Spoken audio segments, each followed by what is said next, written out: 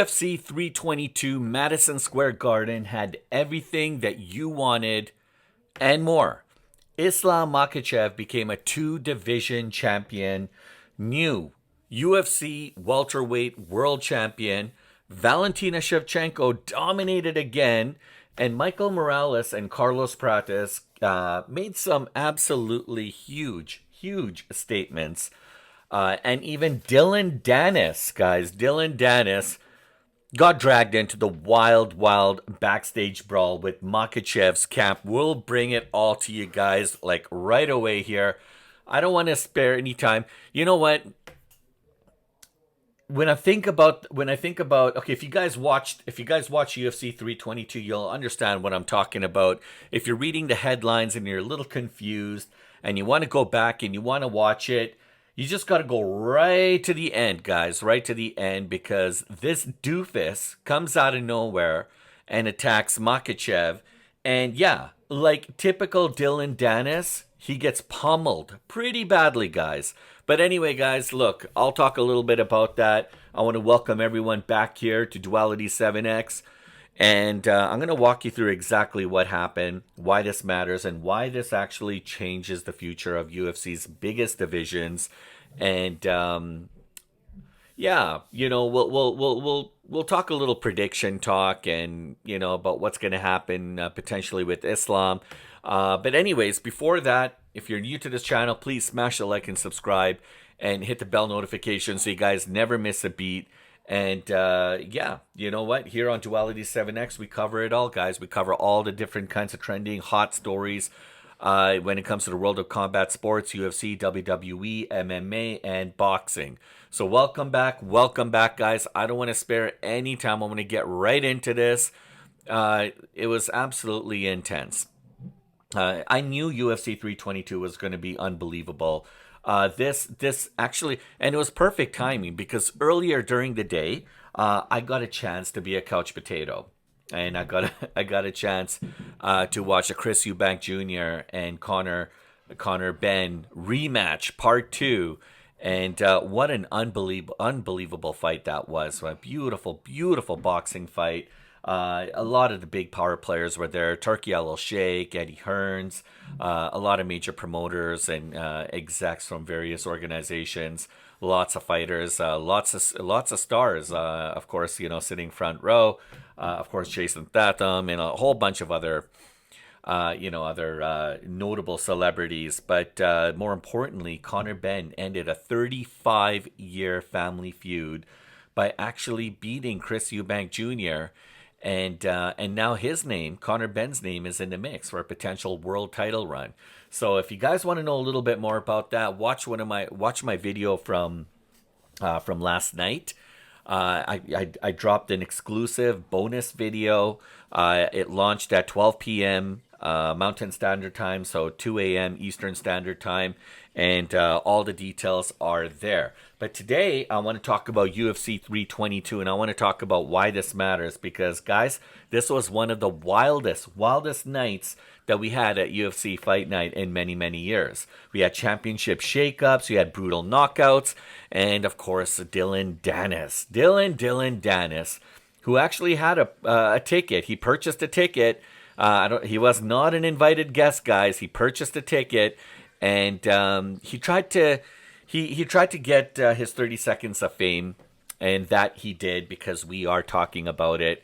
And of course, he gets jumped by half of Dagestan's population inside Madison Square Garden, the last place you want to do anything. So anyways, yeah, we will talk about this. So anyways, welcome back, guys. So here's the thing.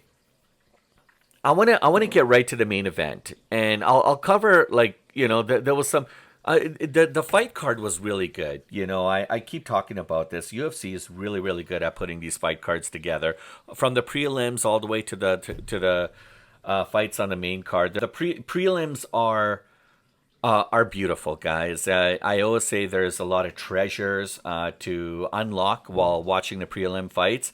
You get some unbelievable matches in the prelims, and often, usually, that's the time where people like to get up off their chair and go fix themselves a drink, you know, put some extra cheese on her nachos, go socialize, talk to a few folks, completely missing out on all the unbelievable gems and matches that are happening in the prelim in the prelim card.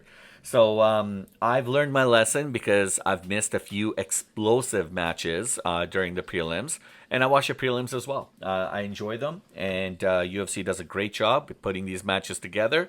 So I'm one to never wanting to miss a beat. So hopefully you guys too. But that said, we're not going to talk about the prelims. I just hyped out how great the prelims are, and we're not going to talk about the prelims. This is going to be a shorter video today. I want to kind of get right to the main event, and I want to talk about some of the fights on the main card.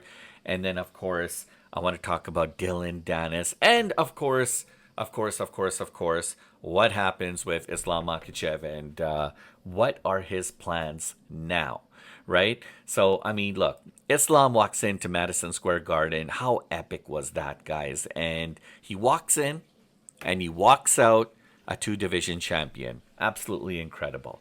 And, I mean, he absolutely dominated Jack Della Maddalena. And there wasn't a moment where the fight even felt close. There wasn't, right? I mean, leg kicks, check. Takedowns every round, check. Yeah, I mean, Islam did it all, right? I mean, he took control. He there was moments where he was trading a little bit with Jack. Look, Islam is not just an unbelievable superior grappler. He's got some excellent striking capabilities, guys, and he's not just one of those guys who's just going to use his hands when he's standing. He can use his legs as well, too, and they're absolutely dangerous. Unfortunately for Jack, Jack came in with a lot of hype. He came in with a lot of buzz. There was a lot of people expecting big things from Jack, kind of like what, in his previous fights with like Bilal and a few others. So they were expecting more of the same from Jack this time around, but Jack was nowhere to be found.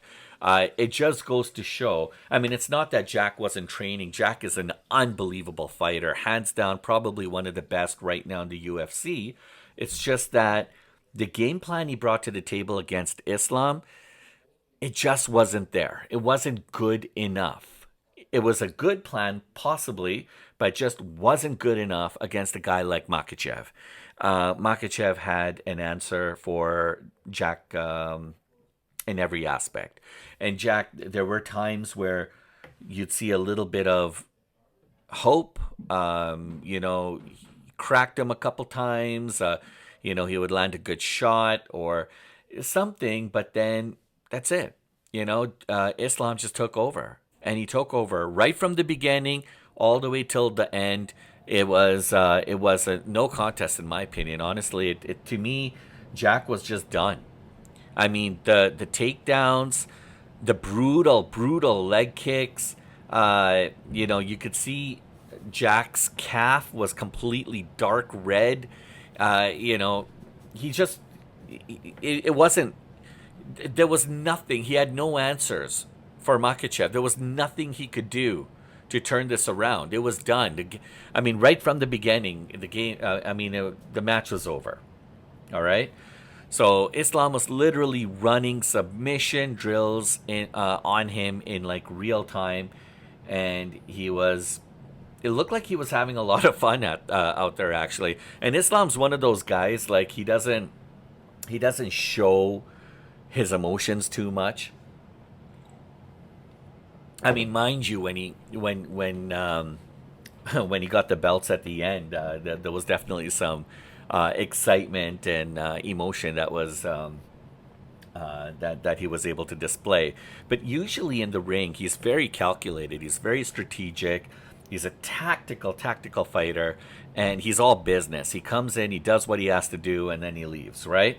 And so, yeah, it was absolutely incredible. I mean, the judges, I believe, had it 50-45 all the way around. It was just a complete shutout. So, yeah, it was a 100% off night for Jack Della Maddalena.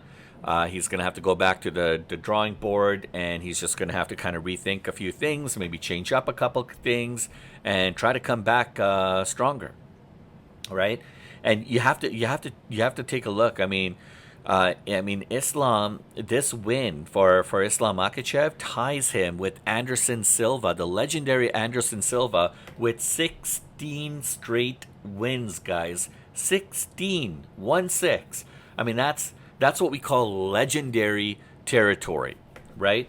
So, I mean, a huge accolade, huge accomplishment for Makhachev, and I mean, this wasn't just a win, guys. This was Islam essentially planting his flag at 170 pounds and saying, "Yes, I'm staying here. This is the weight I feel most comfortable. This is the weight I'm gonna dominate. This is the weight I'm ready to roll." So I'm happy. I'm really happy for Makachev because, I thought maybe, it was so hard for him previously to cut weight down to 154, 155. You could tell he struggled with that. And at some point, I think they even talked about that during the fight. But to go to 170, that just seems like a natural fit. You even look at his face; he looks very calm, very at peace, with that weight. And so I'm really liking what I see, and I think this is going to really pose some serious threats, in the welterweight division. But that said, well, I mean, the welterweight is a whole different animal altogether. You got so many top fighters in there. It's absolutely incredible. But I mean, with the lightweight belt already vacated, the UFC clearly sees Islam Makhachev as their next long-term superstar. And I say long-term because that's kind of been his record so far. When he comes to play, he's around for quite some time, right? And I mean, if you switch gears here a little bit, there was another unbelievable match, guys. Valentina Shevchenko. I mean, oh my gosh, she reminded everyone about the women's division, and about women's, the how tough these women are. Absolutely incredible warriors. Shevchenko is just one of those generational. Like, I mean, she's such an unbelievable talent, and I'm really really sad to see that there's not a lot written about her, unfortunately. And a lot of the top sports kind of guys, writers and people who've been in the scene for quite some time understand her capability, understand her skill sets, but I don't know. I mean, that's just me. Maybe I'm wrong. Maybe I'm not looking and reading in the right places. But I wish more was said about her, right? And I mean, in case anyone did forget who Valentina was, she quickly reminded them what a dominant force she is in the UFC. And I mean, she also dominated. I mean, she also reminded her opponent as well, Weili Zhang, from start pretty much to finish, and it was absolutely flawless. Every round, she controlled the pace, she controlled the narrative, she controlled the ground, she controlled her guard, and her striking was next level. I thought coming in, if you saw the in ring, the walk from Wiley, she's coming in. She looked scary, guys. She had her eyes laser beamed on the camera as if she was looking right through our souls. And I mean, for me to be, not I wasn't in New York City at MSG watching this fight. I was in the comforts of my own home, but it was really it was a little eerie for me to kind of lock eyes with Zhang, because it looked like she was looking right at me, and she's the last person that anyone should ever unfortunately have the opportunity to run into, especially late at night. She will take you apart and leave you in pieces. She herself is an absolute machine. Her camp is unbelievable. Her trainers and those that she surrounds herself with. But tonight, she just did not have an answer at all for Shevchenko. Shevchenko looked like she was playing at a completely different level than Zhang. Zhang had absolutely nothing for her. She actually, I mean, at some points, even when they were in the corners, and you heard Zhang's trainers and people talking to her, she almost looked mortal. I mean, she's mortal, but I mean, she carries herself like she's just this like warrior that cannot be stopped. But she's like, yeah, there were some times and things that she said that just made her sound like, oh my gosh, like you could tell the frustration was building up in her, that she was trying to find an answer, trying to find something to be able to pull out of her tool belt to use against Shevchenko, and nothing worked. Nothing. Yeah, that was a beautiful fight, guys. And I mean, look, I mean, 3 straight wins since Alexa Grasso draw, and honestly, she looks like Shevchenko. Honestly, looks like a complete fighter. Probably one of the most complete fighters in the division. Again, all right. So it was beautiful. Then we had Michael Morales and Carlos Prates. I wanted to watch this fight. I missed a little bit of it, and yeah. So I'll start with Michael Morales. He took on Sean Brady, and that was just. I mean, he made quick work of Sean Brady. You know, he took him out in the first round. There were so many uppercuts. I stopped counting, and Brady was just never able to get into any kind of a rhythm, right? And so what that does for Morales is essentially makes him undefeated. He's 19-0, undefeated in the UFC, and he's a legit contender. I mean, he's at that level now. He can start calling title shots, and why not? You got to give it to him. He's gone through 19 opponents, and look how he like decimated Sean Brady in the first round. I mean, he just totally took him apart. I mean, honestly, he might. I truly feel he's going to get a title shot. You know, he deserves one. I mean, his performance was that clean that I'm sure the UFC is looking at it. I'm sure he and his camp are talking to Dana and his executive team. He should get one. So I'm going to be curious to see what happens with Morales. Now, when we talk about Prates, he took out Leon Edwards in such a vicious manner. You know, you see sometimes these guys getting knocked out, and it's scary. There are times where a fighter will get knocked out so bad that even the fighters are not celebrating. They're just waiting, watching.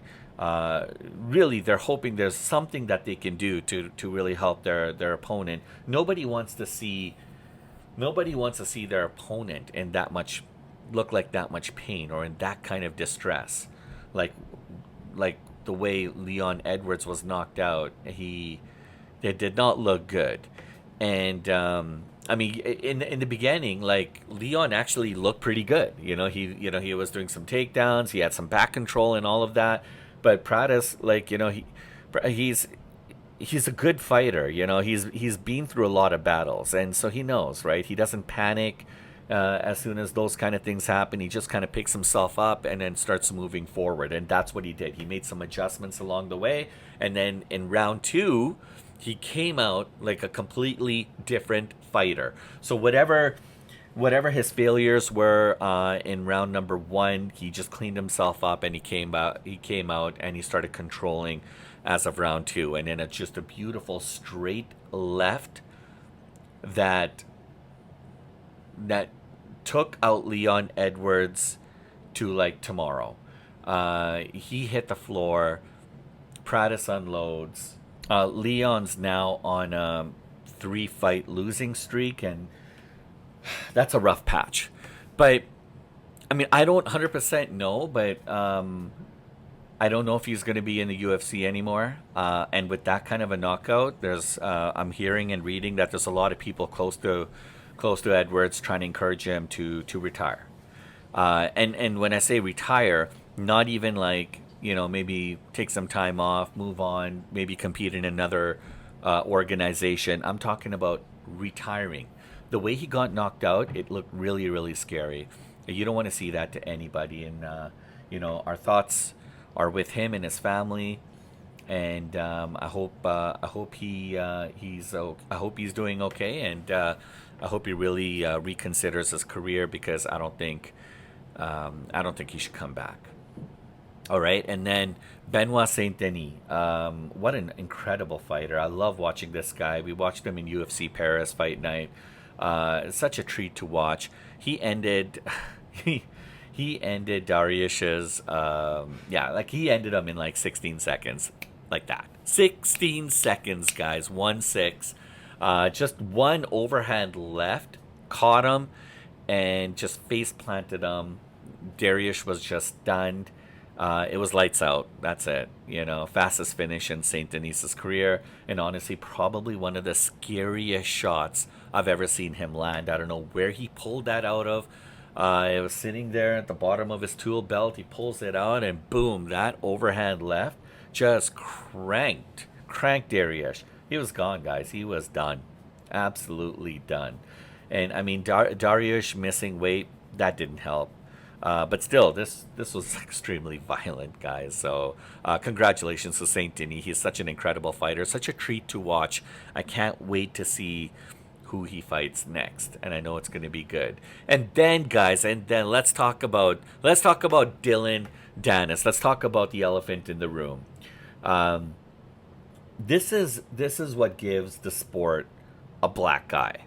Okay, guys unhinged like Dillon Danis, who try to come out and think they're cute, think they're playing to a base. They got no base. They got no style. They got no rhythm. I mean, you know, he did more damage to his brand and himself than whatever he was trying to accomplish last night. I mean, just before the main card starts, Danis gets into a massive um, brawl with Islam Makhachev's teammates. And I'm guys, and I'm talking about like full out chaos. Security's running in, fighters in street clothes, everyone's screaming, and from the videos online, and you guys saw some of the videos that I put out here. It looked like Danis got overwhelmed and pretty fast, right? I mean, you had Nurmagomedov, Abu Bakr Nurmagomedov. He was there, and Magomed Zainikov. There were two of the guys just throwing hands at him. And some of Makhachev's training camp. You know, it was just absolutely crazy, guys. And I mean, the security had to drag Dennis out of the arena. Like this is how sick this was. And Dana, look, there's calculated stunts that can happen that actually kind of help a fight or the marketing potentially of a fight or even the organization. But this is not something that the UFC wanted. Dana White was you know, quick to absolve himself from any of this shenanigans that Dylan had exemplified last night, and essentially told him that this is the last time Dillon Danis will ever be allowed in a UFC arena. Last time. So he's not playing. And no, he's not pressing charges against him. Dana acknowledges that this is the fighting business. Shit like this happens. It's unfortunate. But I mean, at the end of the day, fighter security of the fighters is absolutely paramount. And UFC does such a phenomenal job with the security they have and the intel and the people that are there that they're working with during all these matches. And they're looking out for bad apples like Dillon Danis, right, and others like him. But the security overall does a very, very good job in trying to squash these things. Unfortunately for Danis, I don't know what he was trying to pull, but the melee lasted a little longer than it should have. But the good thing is he'll never be allowed in a UFC arena again. And I'm not sure if this story is going to go away anytime soon. But the Misfits fighter is definitely tried to get his 30 seconds of fame on this one, hoping perhaps maybe Makhachev would call him out, and maybe he gets his opportunity in the UFC and signs a little quick couple match contract or something along those lines. But Dana doesn't like him. Dana doesn't want him, and that's that. And unless, and of course, something changes, I'll definitely bring you up to date with that, of course, with anything of relevance. But at this point, Danis is out of the arena. Danis is out of the, you won't see him around in another UFC arena, and maybe he'll throw some jabs and shade at Makhachev and some others online through social media, but it's not gonna go. It's not gonna go anywhere. No. So, anyways, this guy always seems to find himself in these kind of situations, and every single time, from my perspective, Dillon Danis is always on the receiving end of a lot of fists, right? So, I mean, every event, guys, almost every card, he finds himself, in different countries. I mean, I don't know. I don't know. I don't know if this guy's got a problem or what, or he's just trying to get that fame. But anyways, guys, let's talk about what happens if Islam stays at 170 permanently. I think he's going to run the division, plain and simple, unless he's getting bored. If he's getting bored, then he might have to retire. All right. But here's the bombshell news, guys. Here's the bombshell news. We're talking about what's next potentially for Islam. His manager actually came out and said they're talking about Usman, right? Kamaru Usman, Shavkat. I don't think they're gonna. I don't think Brady's in the mix for like a rematch or anything like that. I mean, Morales and guess who else, guys? The king himself, Khamzat Chimaev. Wow. Two very, very similar styles. Can you imagine if Khamzat and Islam lock horns? I mean, the similarities in their game and their striking, yeah. That's a big fight right there. That's a big payday fight. I'd love to see that. Morales, what about Morales and Prates? What if they get fast tracked into a fight? That would be interesting, right? I mean, both of these guys look like future stars. I'm really impressed with Prates, and I'm really impressed with Morales as well too. They're both exciting fighters, and I mean the chaos alone during one of these pay-per-views will absolutely be next level, right? So. Yeah, I mean, what do you guys think? Like, who impressed you the most at UFC 322? Was it Makhachev? Was it Morales? Was it Prates? Was it Shevchenko? Was it Dillon Danis? Are there any Dillon Danis fans out there that want to give this guy some props for him losing a fight that he wasn't even actually booked for? I'd love to hear from you guys. Please drop your thoughts and comments below. But look, again, Islam made history. Shevchenko dominated. Morales and Prates explode onto the scene. Saint Denis delivers a 16-second decimation of his opponent, and Danis gets bounced from MSG like he owed somebody money at a nightclub. Complete. I mean, UFC 322 was beautiful, unbelievable, great storylines. And there was some complete madness as well. One of the best cards of the year by far. So I'd love to hear from you guys. Please drop your thoughts and comments below. Oh, and I should mention, so let's just do a quick recap of the main card. So the main event we'll start with first. Islam Makhachev defeated Jack Della Maddalena via unanimous decision, 50-45, 50-45, 50-45. It was a complete shutout with all three judges. He's a two-division champion. He won the welterweight title. Fantastic. Kudos to him. Valentina Shevchenko defeated Zhang Weili via unanimous decision, and that too was a complete shutout, 50-45 all around, and she defended the women's flyweight title, guys, so congratulations to her. We had Michael Morales. He defeated Sean Brady with via TKO by punches, and that was done in 3:27 of round number 1. So he made pretty fast work. Not as quick as Benoit Saint Denis, but he did a great job. Carlos Prates defeated Leon Edwards via KO punch. That happened in the first minute. 1 minute and 28 seconds into the second round. And then, of course, Benoit Saint Denis defeated Beneil Dariush via a KO, via knockout punch, guys. That's it in round number 1 in 16 seconds. The quickest in Saint Denis's career. All great fights, and I thoroughly enjoyed it. Thanks again for joining us, guys. Please make sure to smash the like and subscribe on your way out. And don't forget, we'll catch you guys on the next one.